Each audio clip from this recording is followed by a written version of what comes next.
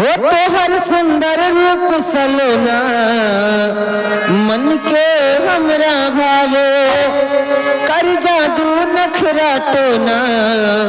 है दिल पे कयामत धावे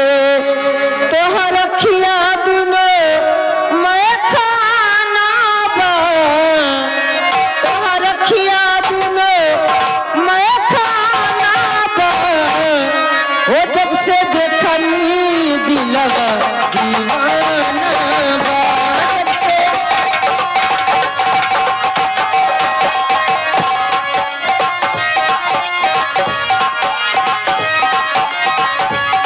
तोहर सुंदर रूप सलोना इकरा के मन ना भावे कर जादू नखरा टोना है दिल पे कयामत धावे तोहर अखिया दुनो मैं खाना बा तोहर अखिया दुनो मैं खाना बा देखनी दिलवा दीवाना बा देखनी दिलवा दीवाना बा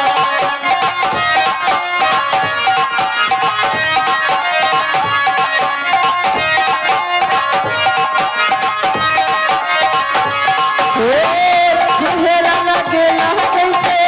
मुनक चांद हो फिर सबसे गड़ले बड़े ओके भगवान हो चेहरा लगेला जैसे मुनक चांद हो फिर सबसे गड़ले बड़े तुम्हें भगवान हो चेहरा लगेला जैसे मुनक चांद हो फिर सबसे गड़ले बड़े तुम्हें भगवान हो मन की घटा कसिया अब लहर बहे पगवाई मन करे कसिया छैया कसिया में ही बन जाई तो पाके ना खुशी के ठिकाना बा बाटे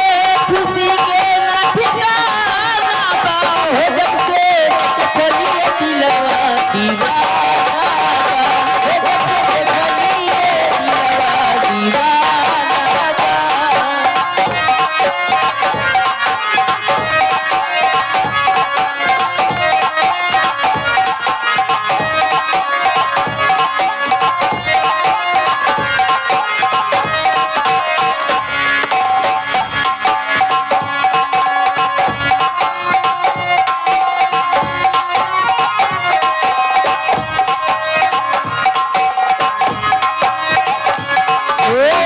हंसलू तो फूल झरे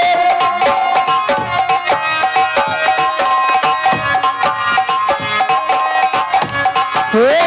हंसलू तो फूल झरे अजल बहार हो झूम ल दिलवा गावे मन ललहार हो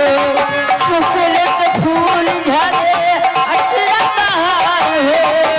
गायल गीतिया देखो